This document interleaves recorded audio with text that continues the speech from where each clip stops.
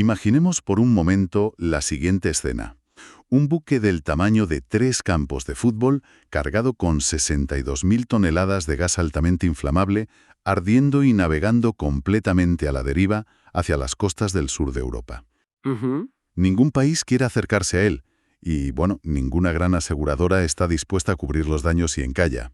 Buenos días, hoy es jueves 30 de marzo de 2026, y abrimos este boletín de inteligencia bajo un título muy claro. El Mediterráneo se convierte en un polvorín global. Así es, un polvorín. Durante los próximos minutos, diseccionaremos cómo una red de crisis simultáneas está reconfigurando por completo la franja que separa el sur de Europa del norte de África. Y antes de desglosar los patrones de eventos de esta jornada, es nuestro deber compartir un mensaje de la plataforma tecnológica que hace posible este nivel de análisis. Este boletín está generado íntegramente por Estilo News. Claro, la aplicación de noticias. Exacto, la aplicación de noticias impulsada por inteligencia artificial de la empresa ProWave AI. Y bueno, para celebrar su primer año de operaciones, se ha activado un acceso especial durante este mes. Quienes deseen utilizar esta herramienta pueden aplicar el código ESTILO, en mayúsculas, en el portal www.estilonews.com.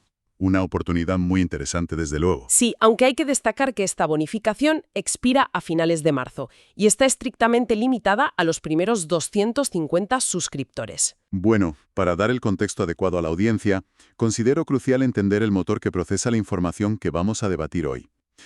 ¿Podríamos explicar brevemente la diferencia entre el sistema matriz y esta versión que llega hoy al público general? Por supuesto. A ver, la clave aquí es la escalabilidad de la inteligencia de grado militar.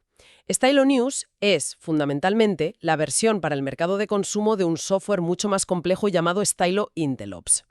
El de uso corporativo. Efectivamente.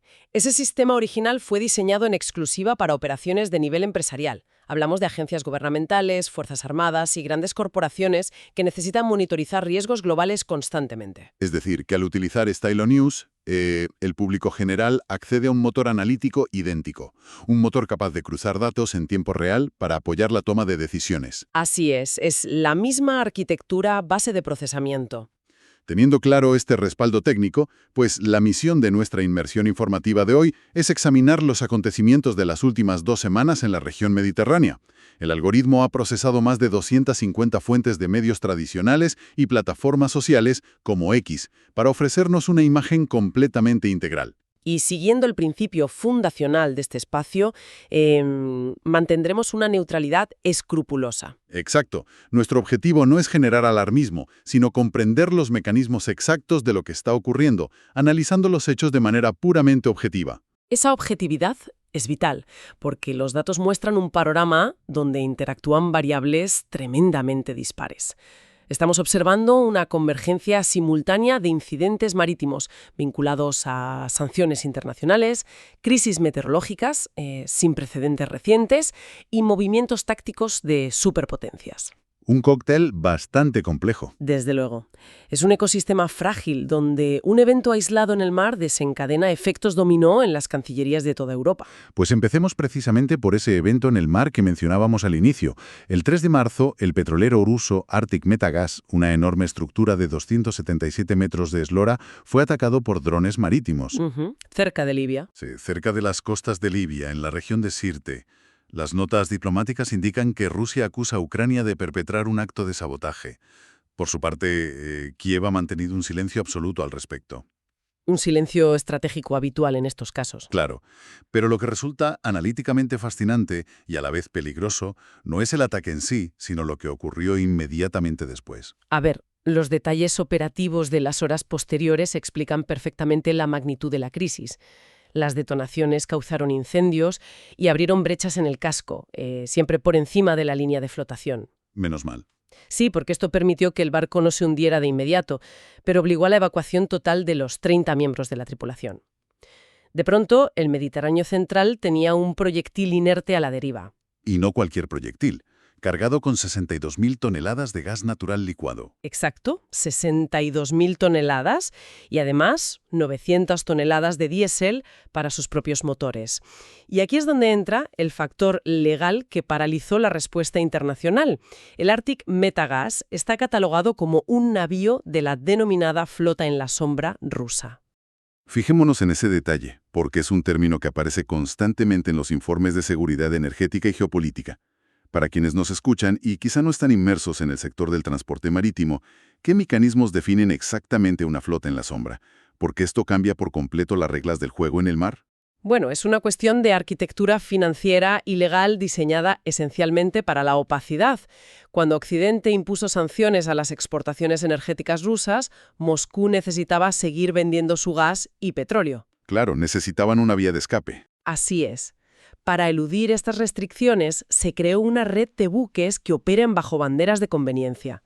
Van cambiando de nombre y de propietarios a través de empresas fantasma en jurisdicciones bastante opacas. Y a nivel técnico, apagan sus rastreadores, ¿verdad? Efectivamente.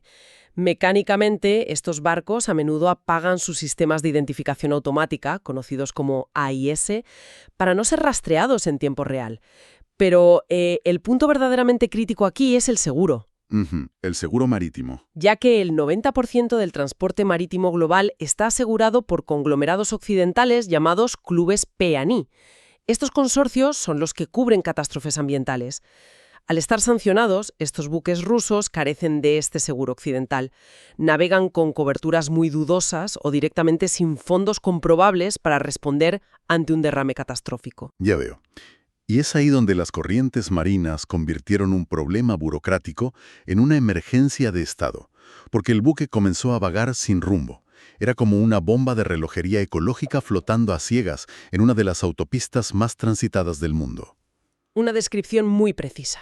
Vagó entre las Islas Pelagias, territorio italiano, y la nación insular de Malta. Y la reacción política fue inmediata. La primera ministra de Italia, Giorgia Meloni, convocó gabinetes de crisis y bloqueó el acceso a sus puertos, mientras el primer ministro maltés, Roberta Vela, emitía alertas para alejar el tráfico comercial de la zona. Sí, nadie quería asumir el riesgo. Finalmente, a finales de mes, la Guardia Costera Libia remolcó el buque a aguas internacionales para evitar un desastre inminente.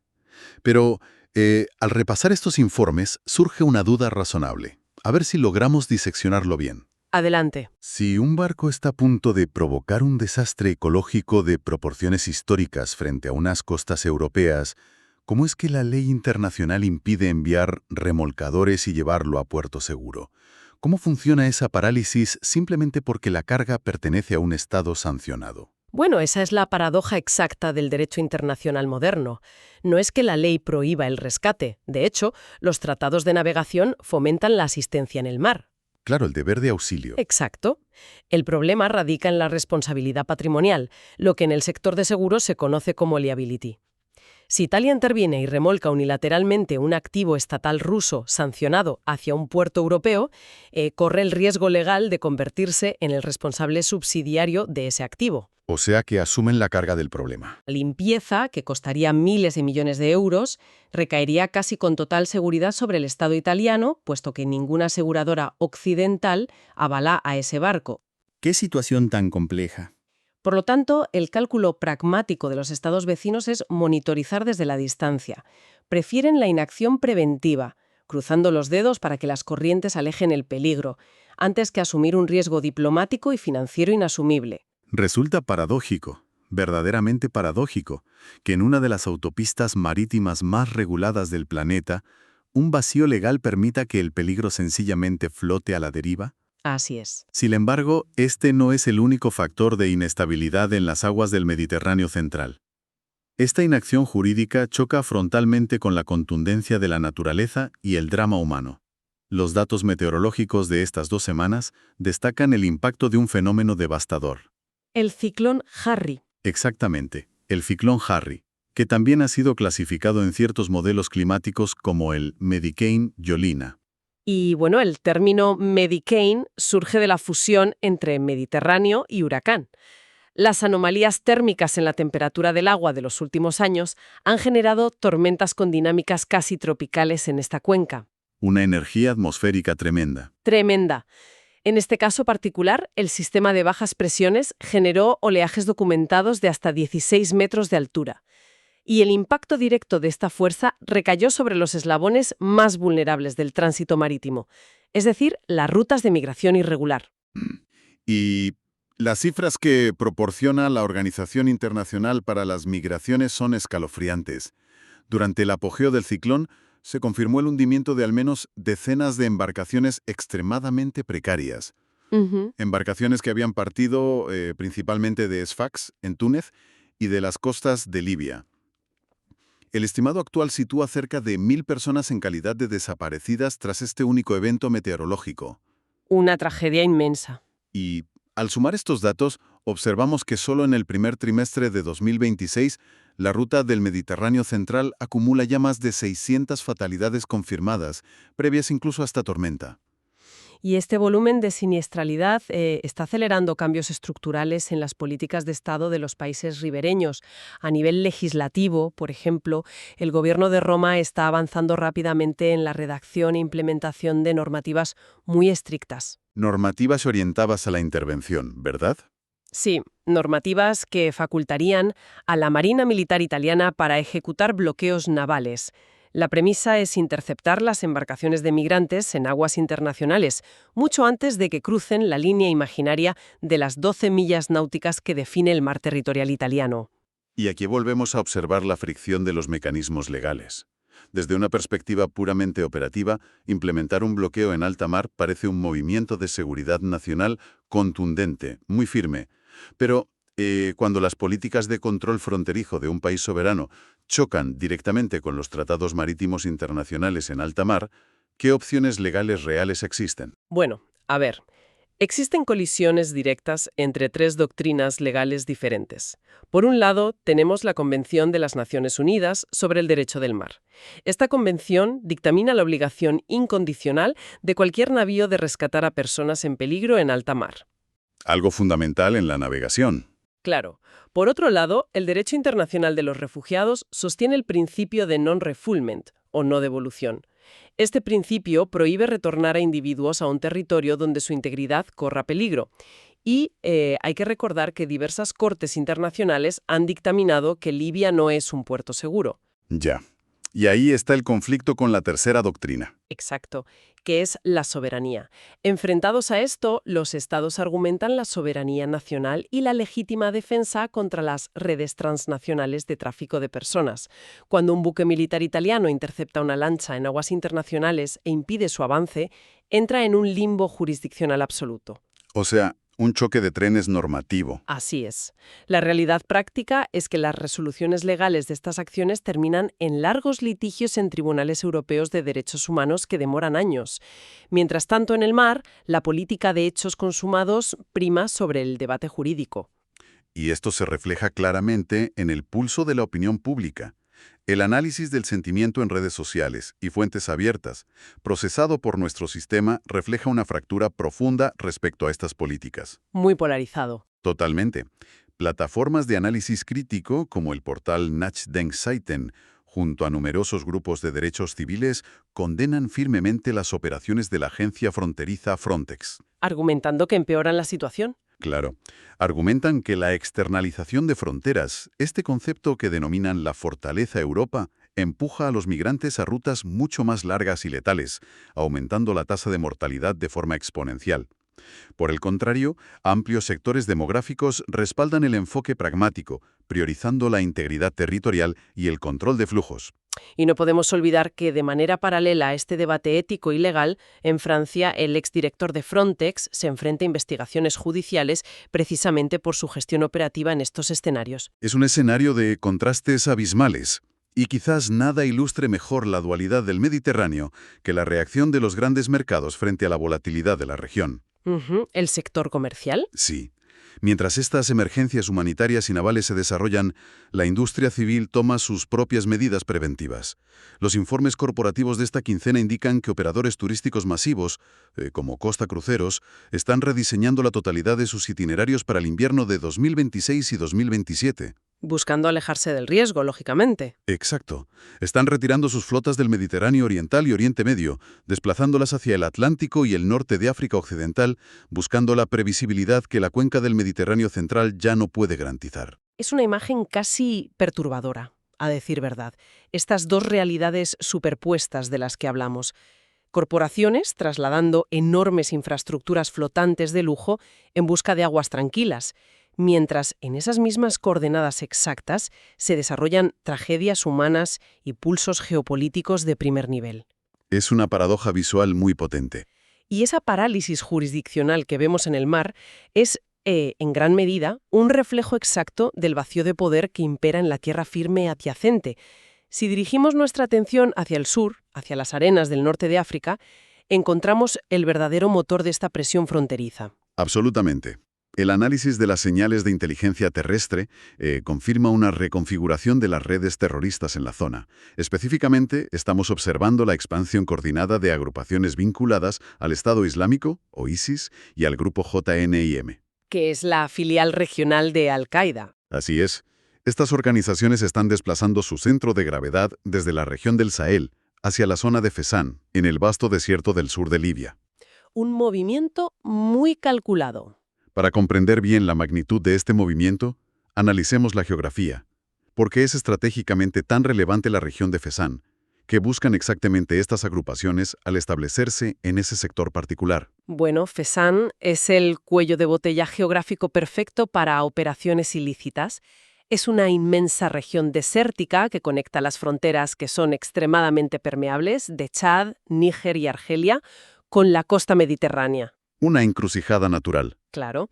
Al establecerse allí, estas redes asumen el control absoluto de las arterias principales del contrabando transnacional y no solo cobran peajes sobre el tráfico de armas y estupefacientes, sino que monopolizan las redes de tráfico humano. Conectando directamente con lo que hablábamos antes del Mediterráneo.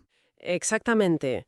Mecánicamente controlan el flujo inicial de personas que luego terminan en esas embarcaciones precarias en Sfax o Trípoli. Es una economía sumergida muy lucrativa que financia operaciones insurgentes, prosperando, claro está, en la ausencia total de un Estado central fuerte.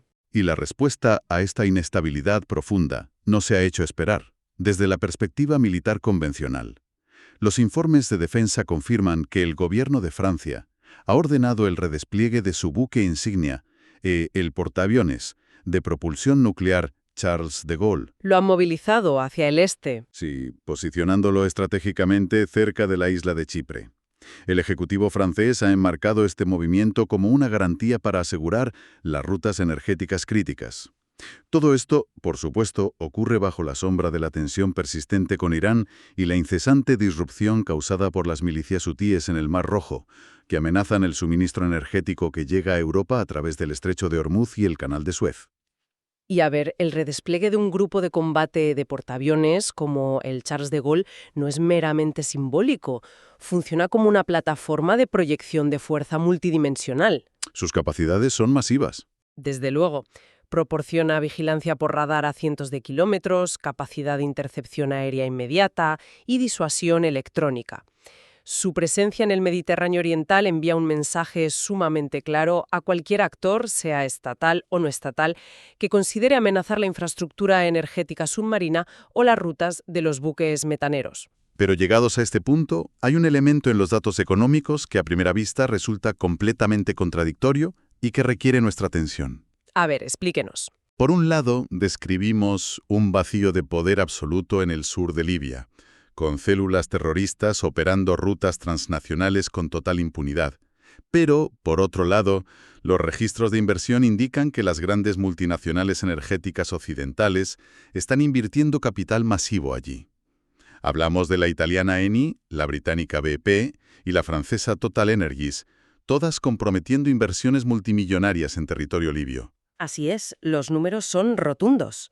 El objetivo declarado de la Corporación Nacional de Petróleo de Libia es alcanzar una producción de 2 millones de barriles diarios en el horizonte de 2028. Además, observamos a un consorcio ítalo-catarí inyectando 2.700 millones de dólares para modernizar el puerto comercial de Misurata. ¿Cómo se explica mecánicamente esta inversión masiva de capital en un país que está fracturado por la inestabilidad armada? Bueno, la respuesta a esa contradicción aparente radica en un concepto operativo conocido como la economía de enclaves o la creación de burbujas de seguridad. ¿Burbujas de seguridad? Sí.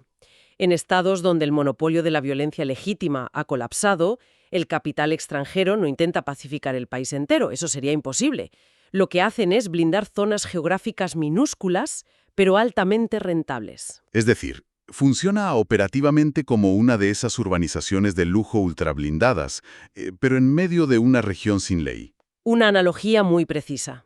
La carretera de peaje hacia el puerto, el perímetro de la refinería y el campo de extracción están protegidos por una alianza hiperpragmática entre fuerzas de seguridad privadas y milicias locales remuneradas, mientras que a 100 kilómetros de distancia, el resto del territorio permanece en el caos. Efectivamente, así operan.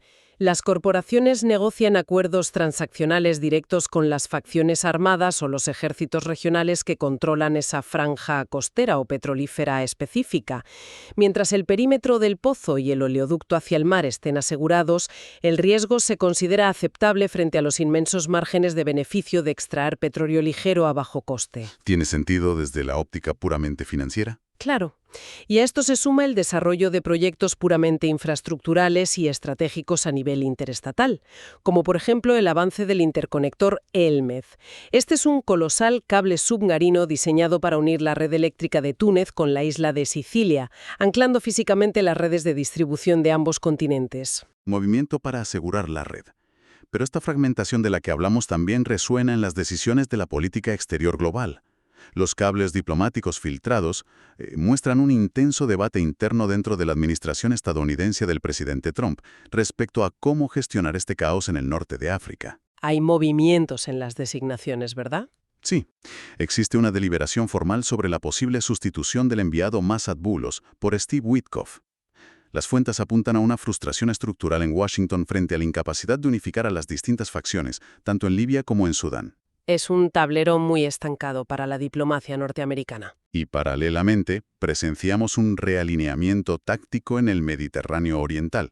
Me refiero a la formalización de acuerdos bilaterales entre el gobierno de Turquía y el Ejército Nacional Libio, es decir, las fuerzas que controlan el este del país bajo el mando de Khalifa Haftar. Un movimiento que sin duda ha encendido las alertas en los cuarteles generales de la OTAN y en Bruselas. Y con razón, porque ese acuerdo altera el delicado equilibrio de poder regional, ya que toca la fibra más sensible de la cuenca, la delimitación de las zonas económicas exclusivas en el mar. El acceso a los recursos. Claro. Si Turquía y la facción oriental libia reconocen mutuamente fronteras marítimas que ignoran las proyecciones territoriales de varias islas griegas, se genera un conflicto jurídico inmenso, un conflicto que puede paralizar futuras exploraciones de gas en el fondo marino, enfrentando directamente además a miembros de la propia Alianza Atlántica. Sin embargo, en medio de esta alta geopolítica de portaaviones y burbujas de seguridad corporativas, los datos procesados también revelan una segunda velocidad en la región. El ecosistema social busca desesperadamente mantener su resiliencia mediante la cooperación civil y diplomática diaria. Un aspecto que no suele ocupar titulares, pero que es vital. Exacto. Y es vital detenernos en esto para comprender el panorama completo, más allá de la óptica militar y de crisis. Totalmente de acuerdo. Existen indicadores fundamentales de normalidad institucional operando en medio de todas estas tensiones. Por ejemplo, la dinámica de la diplomacia deportiva. El fútbol como nexo. Sí. La ciudad libia de Bengasi ha organizado el torneo clasificatorio de fútbol sub-17 para el norte de África. Del 25 de marzo al 5 de abril de 2026, selecciones de Egipto, Marruecos, Túnez, Argelia y la propia Libia compiten en un entorno altamente organizado. Es un claro empuje hacia la integración regional. Y no solo en el deporte. No, más allá del deporte, los datos destacan los avances de la Orden Médica de Palermo. Esta entidad está estructurando memorándums de entendimiento formales para intercambiar conocimientos clínicos y recursos sanitarios entre los hospitales del sur de Italia y sus contrapartes en la costa magrebí. Y es la demostración empírica de que las sociedades continúan funcionando, continúan tendiendo puentes mientras los estados litigan sobre las fronteras. Y bueno, con todos estos elementos sobre la mesa, las crisis navales, los desafíos meteorológicos, la expansión terrorista y la cooperación civil, la labor de este análisis es también ofrecer una proyección. Mirar hacia adelante. Si proyectamos los algoritmos hacia el futuro a corto plazo, ¿cuáles son los eventos principales, los vectores, que requerirán una monitorización intensiva por parte de quienes nos escuchan durante las próximas semanas? Bueno, basándonos en la matriz de inteligencia, la atención debe focalizarse en 3 desarrollos precisos. En primer lugar, la elasticidad de los precios energéticos en el sur de Europa ante cualquier escalada sostenida en el estrecho de Ormuz. Un bloqueo allí impactará de inmediato en el coste de vida europeo. Un efecto dominó económico. Claro. En segundo lugar, hay que observar la ejecución práctica de la nueva ley italiana de bloqueos navales. Será necesario evaluar empíricamente si la disuasión militar en alta mar realmente detiene la partida de embarcaciones o si, por el contrario, simplemente multiplica los litigios en la Corte Europea de Derechos Humanos. Y el tercer punto sería el diplomático, imagino. Así es, las consecuencias diplomáticas y las posibles formalizaciones del pacto entre Turquía y Jalifa Haftar. Habrá que vigilar muy de cerca la respuesta oficial de las cancillerías de Grecia y Egipto ante cualquier prospección turquía en esas aguas disputadas. Con este pronóstico claramente delineado llegamos al cierre de la inmersión informativa de hoy. Es el momento adecuado para recordar que la disección de eventos que hemos desarrollado es producto directo de la tecnología de Stylo News. Una herramienta de la que veníamos hablando al principio. Como detallamos, no se trata solo de un sistema cerrado. Es una aplicación disponible tanto para ordenadores como para móviles que permite a las personas descargar y personalizar sus propios requerimientos informativos. Generando informes de inteligencia propios. Exacto. El sistema recopila, traduce en fracciones de segundo y estructura datos provenientes de cientos de fuentes de noticias tradicionales y redes sociales como X. Animamos a la audiencia a integrar esta herramienta suscribiéndose para obtener noticias bajo demanda impulsadas por inteligencia artificial. Pueden hacerlo accediendo a www.stylonews.com. Y para concluir nuestra intervención de hoy, considero pertinente plantear una reflexión sistémica sobre la arquitectura geopolítica que estamos presenciando, para que quienes nos escuchan puedan meditarla. Adelante, escuchemos. Mientras las naciones europeas buscan desesperadamente desvincularse de la dependencia energética rusa, conectando sus redes eléctricas y gasísticas al norte de África, cabe preguntarse algo fundamental. A largo plazo, el continente simplemente está sustituyendo una vulnerabilidad geopolítica en el este por un ecosistema de seguridad aún más fragmentado en el sur. Una variable de fondo que, sin ninguna duda, definirá la agenda diplomática de la próxima década. Bueno, ha sido un verdadero privilegio desglosar este boletín informativo de hoy junto a quienes nos han prestado su atención. Agradecemos profundamente el tiempo dedicado a este ejercicio de comprensión objetiva del panorama internacional. Extendemos nuestro más sincero y cálido agradecimiento a la audiencia. Les recordamos que pueden sugerirnos temas para futuros análisis a fondo y les invitamos a seguir la actividad de Stylo News a través de sus redes sociales favoritas. Deseamos que tengan una jornada sumamente productiva.